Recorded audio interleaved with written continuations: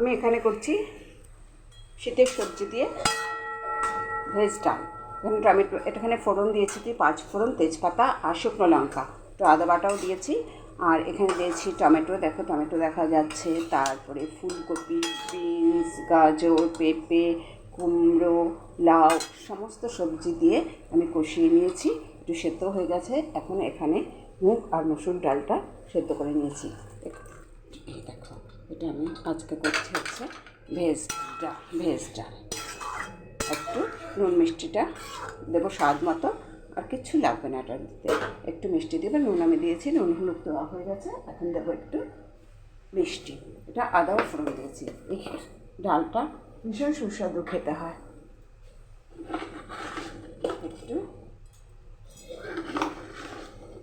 আর এটার মধ্যে যদি ধনেপাতা কুচি দেওয়া যেত আরও ভালো লাগে, আর একটু লেবু রস, কিন্তু আমার ধনেপাতাও নেই, লেবু রসটা আমি দেবো না, শ্বশুরমশাই খেতে চায় না, সেজন্য দেবো না। যেহেতু টমেটো দিয়েছি তাহলে খুব সুস্বাদু হয়। আর এটার এখানে আমি কপির পাতাও দিয়েছি। এখানে যদি কপির পাতা থাকে না, কপির পাতা, মূলোর পাতা, এটাও দেওয়া যায়, তাহলে ভীষণ ভালো লাগে এই ভেজ ডালটা খেতে।